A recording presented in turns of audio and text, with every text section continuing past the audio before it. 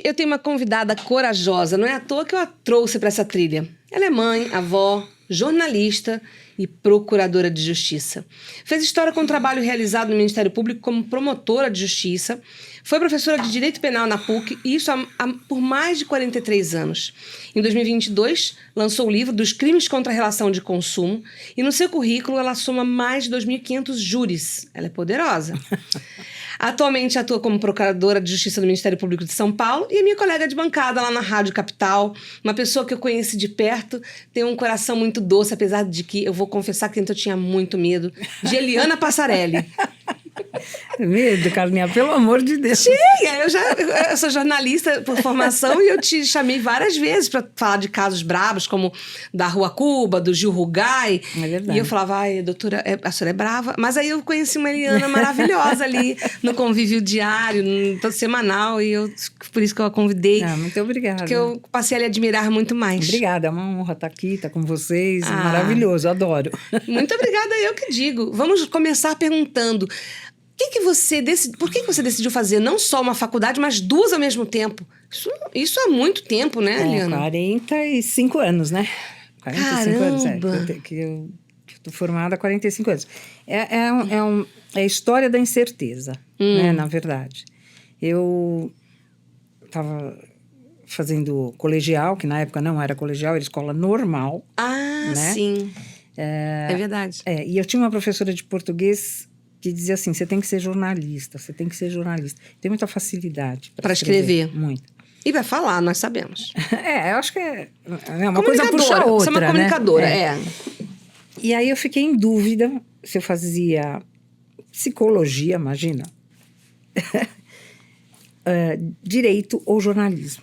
Na dúvida, partiu para 2. Não, parti para os 3. Mentira! Aí eu fiz vestibular nos 3, aí veio a grande dúvida, porque eu entrei nas 3 faculdades, aí eu não sabia o que fazer. Aí conversei com a minha mãe bastante, por causa de dinheiro, obviamente, né? Porque eu já era órfã de pai, então ali entrava uma luta muito grande da minha mãe. E eu consegui, conversando com ela, fazer um contrato, digamos assim. Eu ficaria na faculdade de Direito e de Jornalismo por 3 meses, diria qual seria a minha carreira futura e não faria a segunda faculdade. Tá. Aí comecei jornalismo e direito e chegou no final eu descobri que eu queria fazer jornalismo e direito, porque nem eu sabia o que eu queria fazer.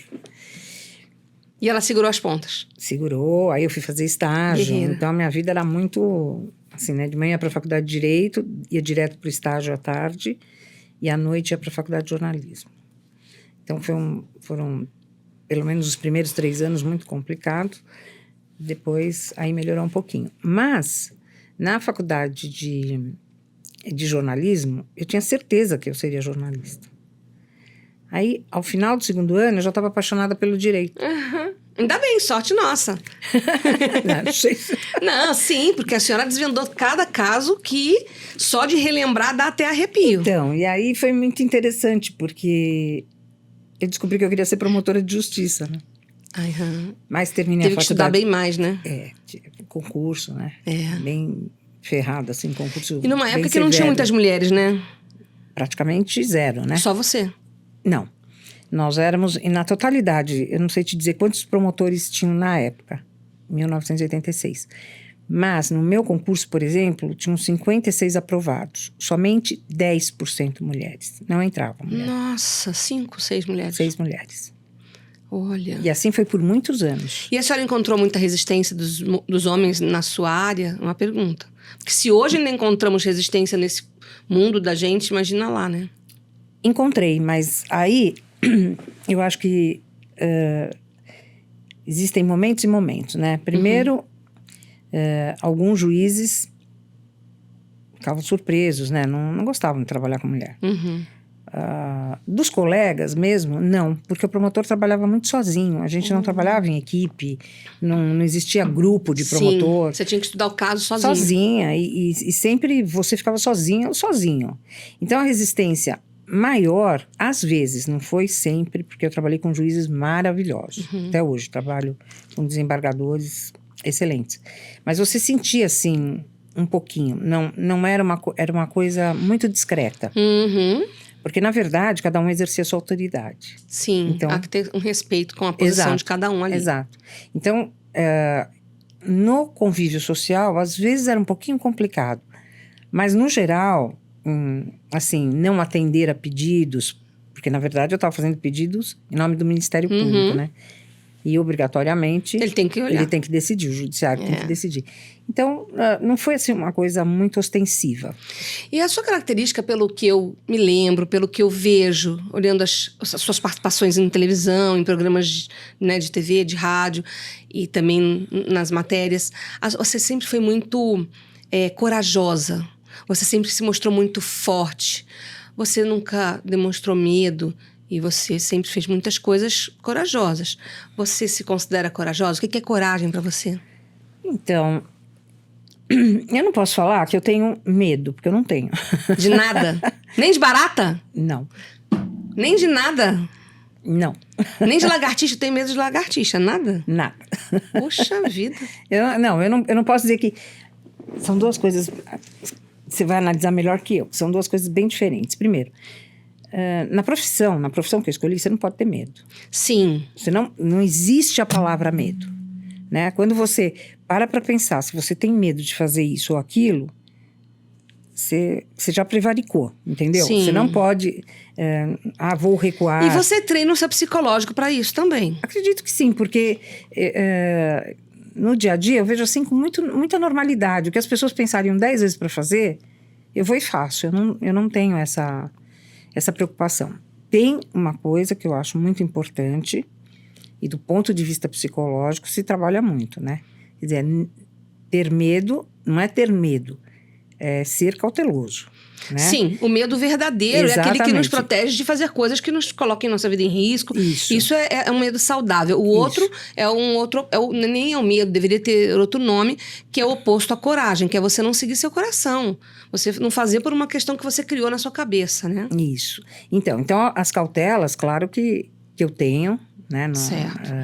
Me valho das cautelas que a lei me dá, me protege, né? Então, andar armada, fazer algumas coisas que as outras pessoas normalmente não fariam. Me valer de segurança, não em momentos críticos da carreira, mas não é uma coisa constante. Não corriqueiramente, mas nos momentos em que você precisa de segurança, você pode solicitar. Tomar alguns cuidados. Mas essa coisa de, tem medo de fazer, o medo... Zero. Qual foi a coisa mais corajosa que você fez nesses anos todos de carreira? Quantos anos são? 39. 39 anos, uma vida.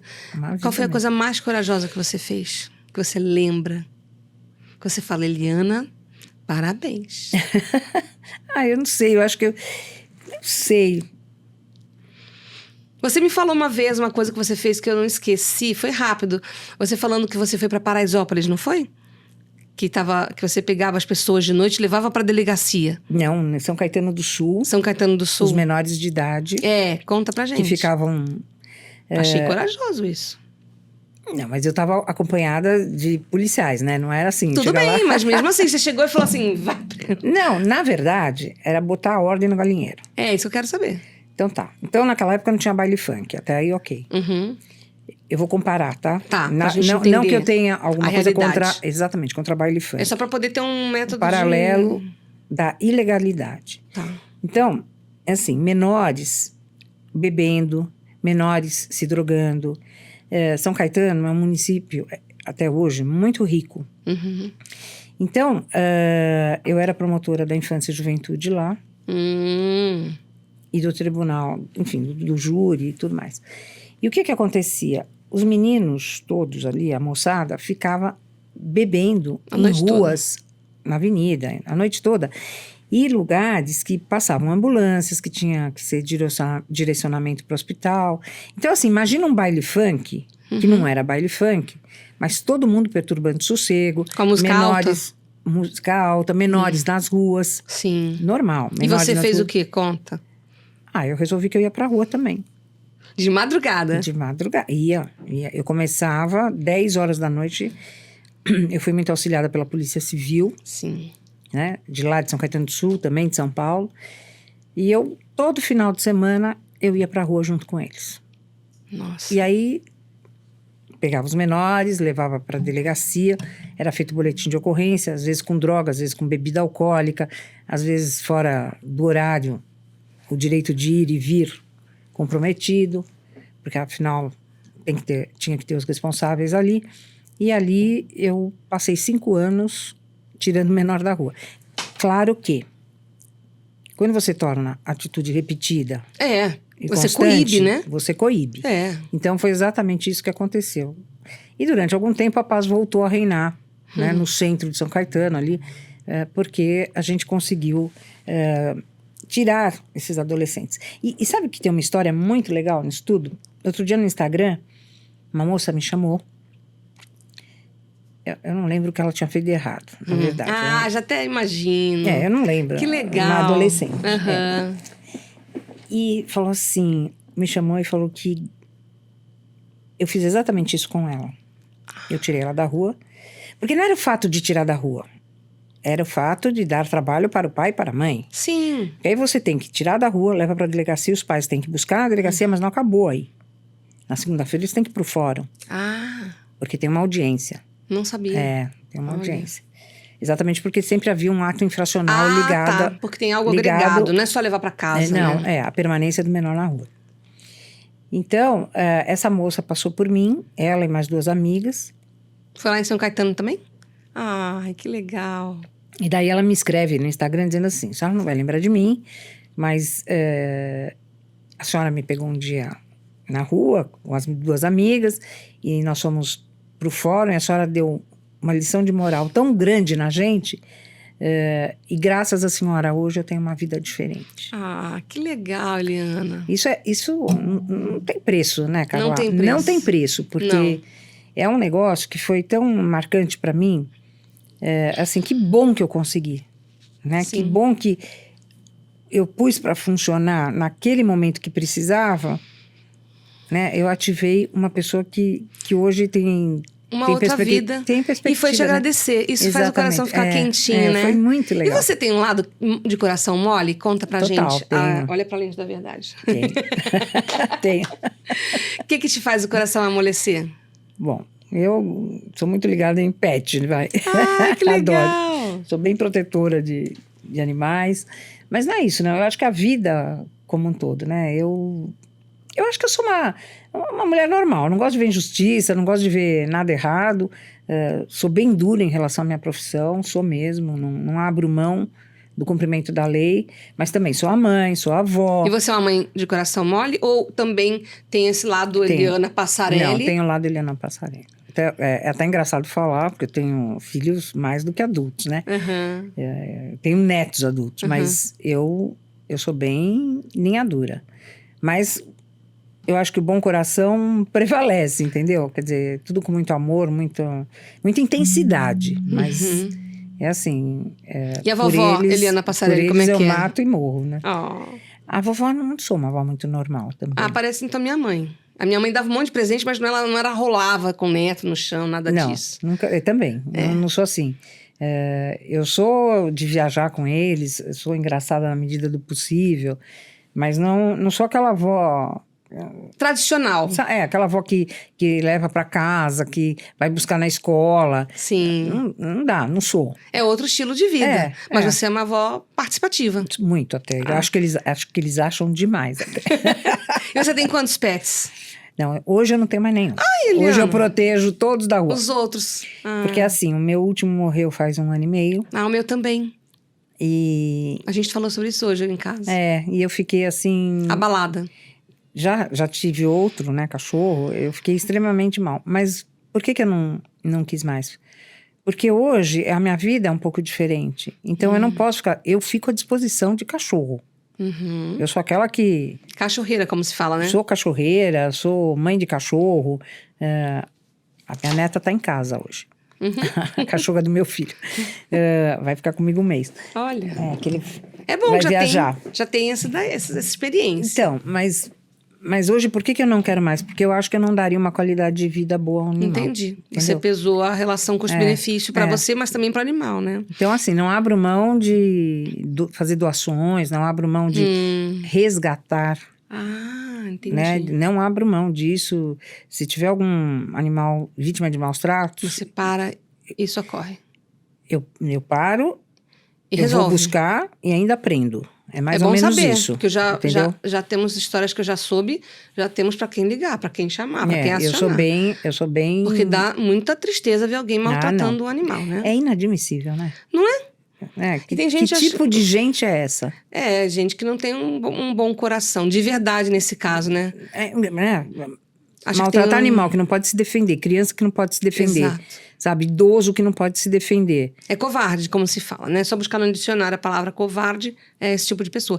E você tem mais amigos ou mais inimigos por conta da sua profissão, de tudo que você precisou fazer, passar? Tchan, tchan, tchan, tchan. Eu tenho, acho que mais amigos. Eu também acho, pelo que eu já vi, você é uma pessoa maravilhosa, uma amiga Eu tenho mais amigos. querida. Mas, Aliás, mas teve muito inimigos? Inimigo, deve ter real que não gosta de mim, né? Não é verdade? É. Aliás, todo dia, eu pelo menos frustro alguma coisa em alguém nos processos. Não tem como. Não tem como. Né? Por exemplo, a pessoa... Alguém sai perdendo, né? Exatamente, Um dos dois lados vai sair perdendo. Eu procuro sempre analisar, assim, o máximo de imparcialidade, né? Uhum. De uma forma, assim, não me interessa quem é fazer justiça dentro daquilo que eu estou vendo, dentro do âmbito legal, do que a lei me proporciona. Mas eu não posso né, repartir o direito. Não dá para repartir. Então, alguém no processo vai sair. Mas também temos umas histórias que eu vou puxar rapidinho, como casos que você cuidou, como o da Rua Cuba, né? Para quem é mais antigo, para jornalistas, para quem na época viu que foi uma comoção nacional, foi véspera de Natal, era um momento muito maluco, porque teoricamente os pais desse rapaz, que tinham 2 irmãos também, apareceram mortos, né? E eu não entendi até hoje o que aconteceu. Não entendi. Se você puder contar alguma coisa, eu vou adorar saber. Porque se ele estava, a porta do quarto estava trancada por dentro, se não houve nada por fora, se o rapaz tinha um álibi que foi para casa da namorada, porém, ele ligou para perguntar se os pais estavam bem, imaginando que talvez alguma coisa tivesse acontecido, bom, eu não entendi nada. Com um detalhe, né? Passou o dia no zoológico. Não é? Eu não entendi. Vendo os bichinhos. E ele era um adulto, né? 18 anos, né? 19 anos. Então, não é uma coisa de criança, não é um passeio normal para um cara de 19 anos. Nada, nesse processo, não há nenhuma coerência. É isso que eu posso dizer. Certo. Porque, óbvio, a justiça, por 2 vezes eu participei do processo da segunda vez, porque a primeira ele foi impronunciado. O que é ser impronunciado? Não há provas suficientes para que o processo avance para o tribunal do júri. Por isso que o processo parou por ali. Mas depois reabriram, né? Depois, eu já estava no cargo deste processo, porque o processo tem cargo, né? Cargo vai primeiro promotor, segundo, terceiro, quarto. Eu era o primeiro promotor de justiça do Tribunal do Júri de Pinheiros e ia prescrever. E aí era uma obrigação moral. Eu falei, isso aqui não vai prescrever na minha mão sem que eu mexa nesses autos. Essa é a Eliana Passarelli, gente. Exato, Tipo assim, a gente ouvia falar, processo arquivado lá por impronúncia. A impronúncia te proporciona o seguinte, se você fizer prova nova, e você recomeça tudo de novo. Qual era a prova nova? A prova nova, eu não sei nem se a pessoa está viva, era uma empregada da casa. Ah, sim, que tinham 2 num dia lá, né? Exato. Que fez um depoimento no dia seguinte que o rapaz morreu. Que os pais morreram. Desculpe, que os pais morreram. E depois resolveu falar uma outra versão. E, obviamente, a gente buscou essa nova versão, né, nos autos, dentro do processo legal. E ela, de fato, conta uma outra história completamente diferente. Pode falar assim publicamente pra gente aqui? Não. Não pode. Bom, o caso não tem solução, né? Não, o fato porque é que hoje ele já prescreveu. E ele é advogado. E isso prescreveu mesmo. Sim. E foi uma decisão muito infeliz, mas enfim, já foi dada, de não reabrir. Sim, entendi. Mas como já foi julgado, quer Acabou. dizer, o judiciário já decidiu, mas mas coisas assim muito estranhas, sabe? Você se sente uma Laudos. Sherlock Holmes assim? Nesse caso, eu me sinto. Eu adoro isso. Nesse caso, sim, porque o que aconteceu? Quando a gente fez essa nova prova, os laudos estavam todos deteriorados nos autos do processo. Entendi. Todos os laudos. Que era muito impressionante. Tipo, jogaram água, teve uma enchente, XYZ. Então você... Não conseguia ler nada. Exato, como se você não tivesse mais a prova material. Sim. E aí foi um trabalho até muito bonito, porque aí nós fomos atrás de todos os laudos iniciais dentro dos arquivos, isso depois de 10 anos, tá? Sim. Dentro dos arquivos do Instituto de Criminalística e tal. E a gente conseguiu refazer todos os laudos. Então foi um momento trabalhoso, mas um momento que a gente até resgata a história do processo. Entendi. Entendeu? Um ato heróico, né? Pra você pegar e resgatar coisa que você não conseguia... Então, no nosso caso, assim, né? Era obrigação, era dever. Né? Você não acredita muito, que eu já te perguntei, mas qual que é seu signo mesmo? É Escorpião. Não Tá acredito explicado nada. pra quem acredita, gente. Pra quem gosta um pouquinho de astrologia, está explicado, porque essa mulher vai até o final. As vísceras, porque Escorpião, pra quem entende de astrologia, é isso. Então, eu não... Sabe por quê? Não é que eu não acredite. É que eu... Não, eu respeito. Não é isso. É porque eu não entendo. Eu vou te contar, 1 minuto, pausa. Tem uma música do Oswaldo Montenegro que fala de Escorpião, que depois eu vou te convidar para você ouvir. Cara. Ela diz tudo sobre Escorpião, sem precisar fazer nenhuma leitura complexa. É mesmo? Eu lembro que eu assisti esse espetáculo dele, onde ele falava de cada signo. Eu devia ter uns 16 anos, nunca esqueci. Ele falava, é o reino da força, vermelha é a cor do seu coração, ferro em brasa na casa da morte, é o Escorpião. É isso aí. É bem você. Bom, vamos voltar aqui. Eu vou falar de outro crime para dar uma pincelada nessa parte meio densa, que é o caso do Gil Rugai, que também ficou com você, né? Não, Gil Rugai não ficou comigo. Ficou com uma colega, que é a Mildred Gonzalez. Era o mesmo tribunal. Ah, tá. Era o mesmo tribunal. Nossa, eu lembro de ter o mesmo visto. tribunal significa a sala do lado, entendeu? É o mesmo tribunal, mas o tribunal do júri tem, ainda hoje, 4 promotores de justiça. Porque ele foi solto, a gente está em agosto de 2024, ele foi liberado semana passada, né? E no dia que a gente saiu da Rádio Capital, eu falava, caramba, eu vou aproveitar e perguntar sobre o Gil Rugai para a doutora Eliana. O que você achou dele sair muito tempo antes de cumprir, que eu sei que você fica brava com isso, muito tempo antes de cumprir a pena de 33 anos dele. Carla, não é só o Gil Rugai, Jesus. Sim, ele é só um exemplo para a gente poder pautar aqui, né? São todos. Todos? Todos. Mesmo as pessoas sem condições financeiras ou só quem tem advogado? Não, mesmo as poderoso? pessoas que não têm condições financeiras. Tá. Isso é um retrato da nossa lei. De 1940? Absurdo. Né? Não, errou. 86. 84. Ai, quase. Em 1940... Eu estudei um pouquinho para falar com ela.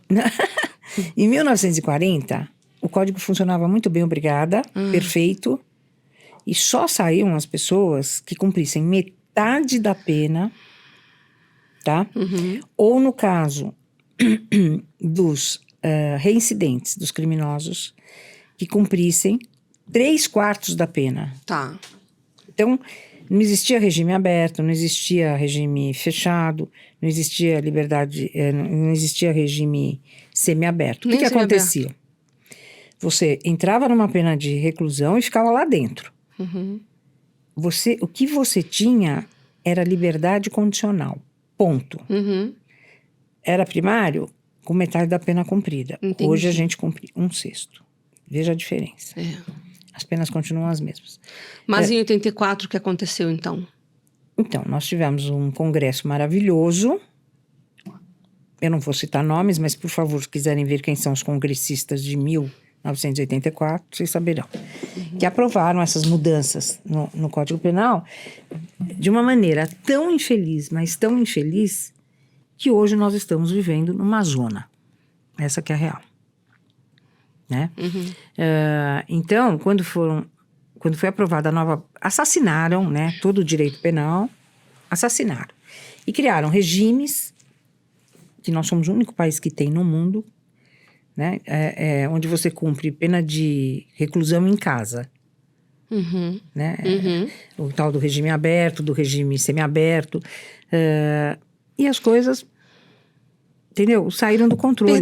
Perdeu o controle de tudo. Porque se uma pessoa, que a gente vai falar de um cara mais que foi da mídia, se ele foi penalizado em 33 anos e saiu com 12 anos, é menos da metade, né? Sabe por quê também? Porque agora também todo mundo fala assim, remissão de pena.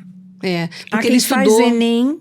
Ele fez, Então, tem remissão de pena. Ele fez. Em cada ele fez matéria um curso que é aprovada. online, eu vi. Sabe, eu li. por favor, me respeite, né? Não dá. Então, e assim, o que eu fico mais brava é que vem a bancada da bala, né? Assim, congresso, o pessoal mais radical e tal. Cadê? Tô esperando. Radicaliza pra sociedade conseguir viver um pouco. Tá muito complicado. E o que você teme em relação aos seus netos? Já que estamos nessa zona, como você falou. O que eu temo? Segurança. Ponto número 1, segurança. E qual é a saída, já que a gente já tá nessa situação hoje? Sair do país. Não, Eliana, mas para quem não for sair, o que a gente faz? Votar direito. Boa, agora gostei. Vai ter eleição agora. Tem que já votar começa direito. por aí. Exatamente. Não dá mais para ficar... Primeiro, quando a gente fala... Eu vou me alongar um pouquinho. Quando a gente fala em votar direito, não é votar no cara que vai querer cadeira elétrica. Não é isso. Mas é votar no cara que tem consciência de cidadania. Este país só vai mudar o dia que a gente colocar a educação em primeiro lugar. Sim. A hora que você coloca e dá condições das crianças, dos adolescentes, de fato estudarem, eles serão aculturados e terão opção de votar neste ou naquele. Eles terão uma coisinha chamada senso crítico. Exatamente. E é isso que foi tirado, e sempre foi tirado, né? A vida inteira, a vida de inteira, todo mundo. Eu tenho essa conversa sempre das nossas crianças, e hoje o efeito rebote está aí, né?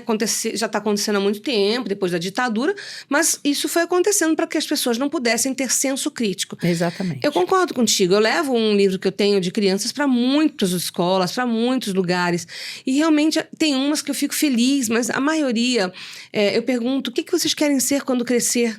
Jogadores de futebol. Ou jogador de futebol, ou influencer, MC. Então. Gente, ó, vou falar pra vocês, eu não tenho nada contra, tá? Mas tudo que massifica, essas coisas que não protegem o cidadão de si próprio, pelo amor de Deus, não dá mais. Não, e o legal é uma que eu fui foi bem interessante. O legal é ter pluralidade, vontade, sonhos variados. Você pode querer ser MC, o outro pode querer ser jogador de futebol. Mas um, por exemplo, poderia dizer que quer ser veterinário, o outro pode querer dizer que quer ser outra coisa. Aí sim você fala, puxa, temos uma juventude plural. Agora, se todo mundo quer uma única coisa, tem alguma coisa errada, né? Você sabe que eu fui dar eu tenho feito muitas palestras em colégios estaduais. Olha. Colégios municipais. E, na verdade, é para contar... Não é falar de Maria da Penha, isso também. Mas, especificamente, já. É para falar de como eu cheguei onde eu cheguei num momento... numa dificuldade muito primária, né? Porque eu perdi meu pai aos 12 anos de idade. Olha. E de um dia para o outro. É? Sim, meu pai morreu num acidente, então foi uma coisa Você bem comentou traumática. no início do podcast, mas eu não quis pegar esse tema. Não, não é uma coisa que me incomode. Mas o que resulta disso tudo? É a dificuldade que eu tive para me colocar. Né? Isso gerou uma dificuldade para você. Muito grande, econômica. Sim, você falou da sua emocional. Mãe. Então foi uma mudança de vida muito rápida. Eu tomava 10 ônibus por dia. 10? 10. Para ir para a faculdade, para ir trabalhar, depois para ir para outra faculdade. Uma loucura. Porque você tinha uma jornada muito longa. Então eu tomava 10 ônibus e nada me impedia, né? Então, quando eu faço essas palestras, é para contar a minha experiência. E servir de inspiração para quem está te vendo. Como é que eu cheguei lá, né? Como é que eu cheguei aqui, onde eu tô? Sim. Não que todos tenham a mesma... Como é que eu vou dizer? A mesma gana, né? A mesma... Não é isso. Mas o que me encantou... Eu fui fazer o que faz um professor que cuida do seu aluno. Tá. Tá? Olha o que faz um professor e o que ele pode fazer. Eu fui a um colégio estadual em Guaratinguetá, e qual não foi a minha surpresa de começar a conversar com eles, adolescentes, e o que eles gostariam, quais eram os sonhos, né? Assim, então, as coisas mais variadas e muito legais. Um queria ser escritor, Ah, gente. né? O outro, claro, um queria ser engenheiro, mas olha que legal. Sim. Alguém foi levado para um mundo onde ele pode ser escritor. E ele levado a sério. Raríssimo isso. Muito, muito. Então, quando você coloca um jovem numa escola período integral, e que você dá condições, não é nem de politizar, mas dá condições dele entender o que está ao lado dele, à volta dele, é diferente. Ele pode sonhar, né? Ele pode realizar, Depois né? O que de é sonhar, legal. realizar. Tem condições de realizar. Perfeito. E você falando do seu pai, de como você chegou, já que você falou sobre isso, eu já ouvi você falando que você faz terapia. Sim. Até hoje, né? Sim. Como que é? Porque hoje é difícil. As pessoas acham que as pessoas não precisam de terapia, que uma mulher como você não precisa de terapia. Mas é bacana você, eu sou terapeuta. Tem que fazer. É bacana ouvir isso. E eu queria enaltecer. Assim, eu acho que quem tem oportunidade de fazer, faça, por favor. Primeiro, na minha profissão, eu vi que é altamente necessário. Você lida com desgraça humana 24 horas. E são os mais variados casos. Então, eu vou desde o estupro de criança, de abuso infantil, Doído. de pedofilia, até o homicídio, o latrocínio, é o matar por nada. Eu passo o dia vendo isso. Isso me choca? Não. Porque eu entendo já há muitos anos, em função da terapia, que isto não é minha vida. Isto é meu trabalho. Então, eu vejo tudo, claro, há momentos em que você fala... Puxa. Que coisa. Mas eu procuro ver tudo isso, assim, é meu trabalho, é minha função, é meu dever. E a hora que eu saio da procuradoria, eu não levo isso para minha casa. E a terapia te ajudou a chegar nesse Muito, ponto, né? muito. A dividir, a separar, a Muito. botar cada coisa no seu lugar para você não ter um impacto na sua vida pessoal, né? Sem dúvida. Até questão de saúde, Mental, inclusive, né? É. Pode depois ir pro físico, mas começa a abalar o mental, né? Então, eu tenho, assim, essa... e terapia, para mim, olha, é o caminho para tudo, né? Não tem. Porque Eu também acho. tem uma coisa que... Eu não sei quantas pessoas... né, se viram nessa situação. Mas a pandemia foi devastadora. Você falou tudo. Muitas pessoas não seguraram a onda porque não tinham esse preparo emocional, né? Porque foi puxado para muita gente. Eu achei que eu fosse me sair muito melhor na pandemia. É. E tomei um susto muito grande. Quando se viu mais abalada do que deveria, do que muito gostaria. Mais, muito mais, muito mais. Então, quer dizer, é uma coisa que se você não tratar... Basta um gatilho para você Você cair. não se refaz mais. Não se refaz, exatamente. E às vezes é um gatilho, né? Uma coisa que acontece, que faz tudo parecer um fato, né? Um acontecimento. Exatamente. Que pode ser mundial, como a pandemia, como pode ser na sua vida, na família, uma doença, alguma coisa. E eu queria saber de você, Eliana, uma coisa que você já comentou aqui, deu um spoilerzinho, que é sobre a Lei Maria da Penha. Sim. Você fala bravamente sobre isso, você tem uma posição muito diferente do que a maioria das pessoas. Eu, quando te ouço, ainda fico assim, não sei, eu quero que você... Pra que lado... Pra que... eu fico meio confusa. Eu gostaria de entender, porque eu acredito no que você fala, mas é muito, muito disruptivo o que você fala sobre essa lei, eu queria entender. Bom... Primeiro, para mim, a Lei Maria da Penha, todo mundo fala super bem. Sim. Eu não vou falar super bem. Eu sei, já se preparem. Não vou falar super bem. Primeiro porque é uma lei que ela trata somente de procedimento. Sim. Como é que eu vou te explicar isso? Ela não fala assim, bateu em mulher, vai ficar preso o resto da vida. Não, ela fala só de como a mulher chega na delegacia e como ela pede socorro e o que vai acontecer no momento seguinte só. Só. É, sim. Aí, ela esquece de cuidar da mulher depois. Sim. Porque até aí, ok, Tô entendendo, tô acompanhando. eu vou para uma delegacia de polícia pela Lei Maria da Penha. Eu sou atendida por uma autoridade policial que pode ir comigo até a minha casa, Uhum. tirar as minhas coisas ou afastar o agressor. Uhum. Até aí, ok. Eu criei um problema ou eu resolvi um problema? Não, eu entendi. Você só começou a resolver, mas você não deu continuidade ao que precisaria ser resolvido. Que eu ouvi você já falando, dando entrevista, se posicionando, que é...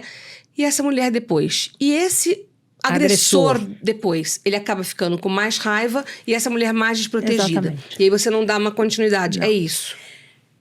Não, A lei assim, é boa, mas o problema é que teria que ter continuidade. Não, a lei, ela tem que ter começo, meio e fim. Sim, ela todas. tem um começo, mas não tem um fim. Aí Uhum. vem as nossas leis penais, que a Lei Maria da Penha fala em crimes previstos no Código Penal, previstos nas outras leis, ok. Uhum. Só que no Código Penal, vamos falar do feminicídio, continua tudo igual. Sim, entendo. Então assim, olha... Por isso que não acaba não coibindo. Não, E só tá não. aumentando. Não é que É isso? eu vejo assim, olha, duas coisas. Não é que tá aumentando, eu acho que aumentou muito depois da pandemia. Foi, claro. A pandemia deixou todo mundo mais... Mas não por isso, porque as mulheres se tornaram mais independentes pós-pandemia. É social, Quem sociológica. tinha um trabalho formal na pandemia e contribuía no sustento da casa, Uhum. passou às vezes a não ter o trabalho formal, e o trabalho informal da mulher é que Passou a virou ser formal Aham. agora. Uhum. Então, aquelas mulheres que eram mais dependentes, que estavam à mercê do salário do marido, do companheiro, enfim, Sim. acabaram Se sentindo mais arrumando- empoderadas, porque tem o poder financeiro. Exatamente. Arrumaram boa, um meio bom raciocínio. de empreender e sair fora desse casamento, ou dessa relação doentia.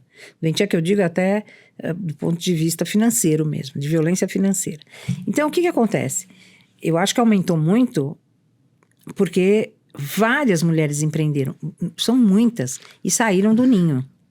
Mas a lei não ajuda. Então, o feminicídio está aumentando. Sim, porque, veja, as mulheres estão conseguindo sair fora daquela situação de ficar... E a lei não está resolvendo, você acha? Não está resolvendo. É assim, por exemplo, eu vou aplicar Maria da Penha pro Zé, que ameaçou a mulher. As mulheres têm pena, porque a maioria é mal informada. É, sim. Culpa nossa. Uhum. Então, ela vai denunciar o Zé porque ameaçou, esperando que o Zé faça o quê? Não a ameace mais. Mas isso não acontece. Claro que não. Aí, ela pede uma medida protetiva. Sim. Ok. Qual é o seguro que ela tem para saber que essa medida protetiva vai funcionar? O botão do pânico? Ok. Mas um cara violento não se seduz com o botão do pânico. Esse fica pro covarde. O violento, não. Então, quando você fala assim, as mulheres estão protegidas? Não, as mulheres não estão protegidas. As mulheres precisam ser muito mais bem informadas, muito melhor informadas, no sentido de que, cuidado, você ainda poderá ser vítima de crimes mais graves. Entendi. 18 anos de uma lei Maria da Penha talvez tenha sido o start para a gente poder acordar, trazer isso para conversas, sim. para que a gente possa agora pleitear um passo 2, como você está sugerindo. Sim. E a sua voz é importante para isso. Para que Então- os legisladores, para que todo mundo possa pensar num passo seguinte. E vira uma colcha de retalho, porque assim, então vamos aumentar a pena do homicídio, do feminicídio ou do homicídio por gênero tal, não sei o quê. Na prática não funciona, eu quero que funcione. Então muda lá o Código Penal, por favor. Você pega o indivíduo que eu falei, o Zé, que ameaçou, a pena do Zé é de 3 meses a 1 ano. Então, o Zé vai ameaçar a segunda vez. Então, vamos prender o Zé em flagrante, da segunda vez. Ou então, tá com a medida protetiva, não cumpriu a medida protetiva, tá? Você prende por desobediência, que é um segundo crime. Certo. Daqui a pouco ele tá solto. E ele volta a ameaçar aquela mulher. 10 vezes mais. Ah, meu Deus. 10 vezes mais, porque aí ele tem a vingança, ele tem a perda do emprego, Sim, a sociedade ele tem fecha o as portas pra ele. afastamento dos filhos. E ele fica ainda com mais dificuldades. A solução é a gente, então, pleitear um passo 2. Que Eu seja acho ali que a o mudança 2, da o lei. 3. Não, para começo de conversa. Sim. A mudança da lei penal. O que você acha? O que tem que fazer? Eu ainda quero crer que, primeiro, a mudança da lei penal. Existem. Eu sempre falo isso nas entrevistas e acabo me tornando meio cansativa, mas eu acho necessário. Vamos aproveitar, eu quero entender também. O que a gente pode fazer para melhorar minimamente agora? Isso. Você tem o teu fundamento de punir da pena. Por que nós temos pena? Né? Por que a gente impõe uma pena a alguém? Primeiro, pela retribuição. Você me fez um mal desnecessário, eu vou te provocar um mal necessário, que é a pena. Então, eu retribuo o mal que você me fez. O segundo é de intimidação. Intimidação especial, intimidação geral. Intimidação especial. Vem cá.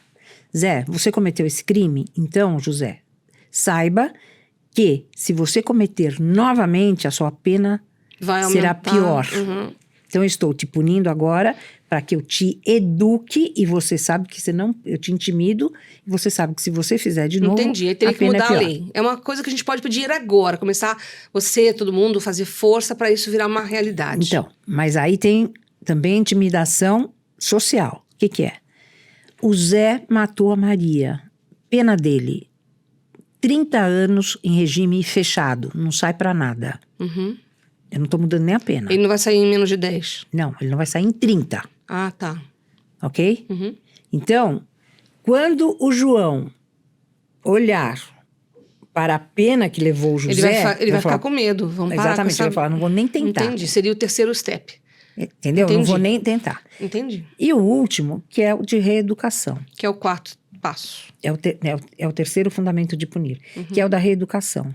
Então, você reeduca o indivíduo para retornar ao convívio social. E a pergunta para finalizar, por que ninguém faz isso? Só uma perguntinha, só para a gente saber. Não, faz isso, mas faz tudo errado. A gente tem o direito de punir exatamente com esses 3 atributos. Retribuição, intimidação e ressocialização. Sim, só que... mas é que tá, com as penas que nós temos, nós não ressocializamos, nós não intimidamos e não retribuímos. E não retribuímos. Então, as penas não são eficazes a ponto de dizer pro indivíduo, não faça isso.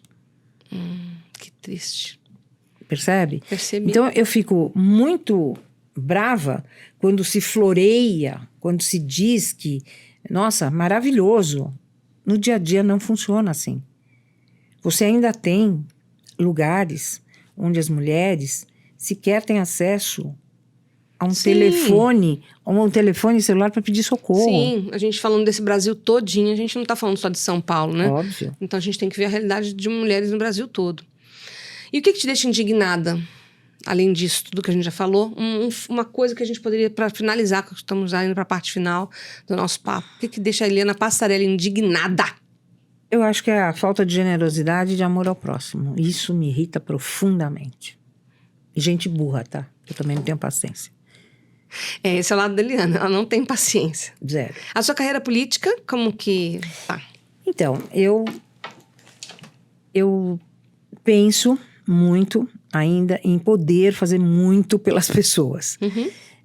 Eu alcancei um patamar na minha carreira em que eu fico meio enclausurada, né? Porque você fica trabalhando nos pareceres, junto à Procuradoria Geral e ao Tribunal de Justiça. Então, eu não tenho, nesse momento, e não terei mais na minha carreira, contato com o público, poder auxiliar o público no dia a dia.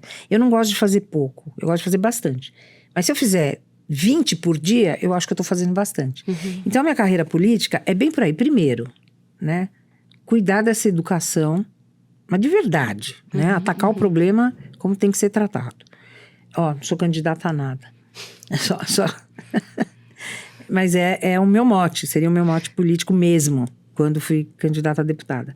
E num segundo momento, é poder atender o mínimo das pessoas. É onde ir buscar o quê? Te explico. Você já foi em algum lugar? Você já esteve na Assembleia Legislativa procurando algum direito seu? Aqui na Lesp já fui, mas não é muito comum para o pessoal. Você já foi fazer. atendida por um deputado e que resolva o seu problema naquele momento?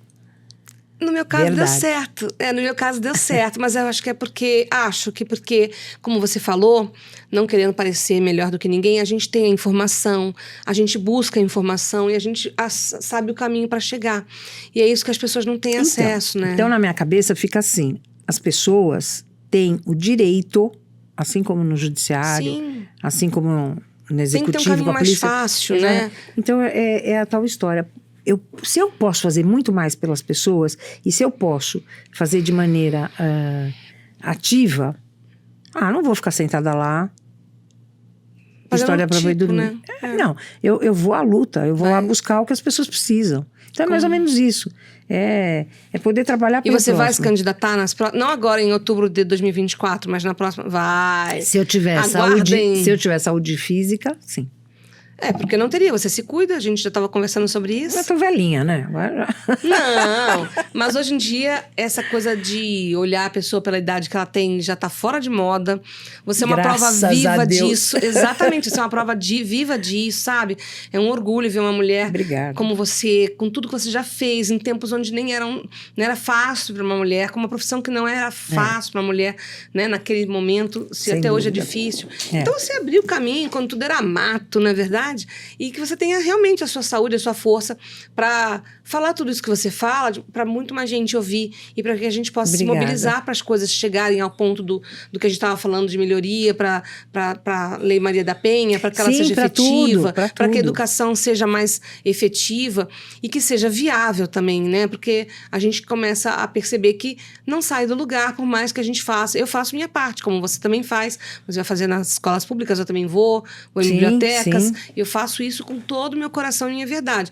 Mas é a minha parte. Não dá para salvar o mundo, né? E talvez com cargo público você consiga mais. Te desejo toda a sorte. Obrigada, querida. Eu acho que também é assim, né? Quanto mais a gente faz, mais a gente cria coragem e vai atrás, né? Vai fazendo. Quando a gente desiste... Aí não é ser corajoso. E você tá aqui porque você é corajosa. Obrigada. E como é tradição aqui no Na Trilha da Coragem, eu vou tirar uma carta que vem uma mensagem pra você. E eu tô tão curiosa que carta que vai vir. Pode eu não quero nem saber, tá? Pensar. Tira uma lâmina, vamos ver. Tchan, tchan, tchan, tchan. Nossa. O que veio? Veio legal. A harmonia. A harmonia em todas as coisas do universo. Abra as portas do emocional. Entre em sintonia com o seu ser e desfrute de uma vida plena. Harmonize-se. É compreender o fluxo de tudo e seu próprio fluxo. Amém. É bonito. Lindo. E eu tenho um presente pra você. Porque que legal. Aqui eu tenho o patrocínio da Salsa Beachwear, uma marca de moda praia, se quiser abrir. Elas pode. Elas não conseguiram stalkear você, porque seu Instagram é fechado. Mas eu levei meu celular até elas. Olha o trabalho que deu. Pra elas verem um pouquinho da Eliana Passarelli. Nossa. E poderem escolher um presentezinho bem legal. Se quiser, eu te ajudo a abrir, quer? Por favor. Daí que eu tento. Um presentezinho, não, um presentão que eu tenho igual. Ou dá pra abrir pelo lado. Vamos fazer assim, ó. Deixa eu ver. É um... Eu vou puxa. puxa. Isso daqui tá num saquinho. Eu tô curiosa com a estampa. Que Você sabe que eu sou super ligada em embalagem. Né? É mesmo? Nossa, que lindo. Ai, que legal. É um panô. Maravilhoso. É um panô bem... Nossa, que bonito, gente, olha. Eu gosto. Amei, enorme, lindo. Pra você usar numa piscina. Maravilhoso. Num dia de sol. Obrigada, viu? Eu Adorei, fico feliz. Salsa. Lindo. Obrigada por tudo, Eliana. Muito obrigada agradeço, e até a próxima. Foi uma honra ter uma mulher poderosa como você na minha frente. A honra foi minha. Tenha certeza disso. E até a próxima, viu? Até, se Deus um beijo. Quiser.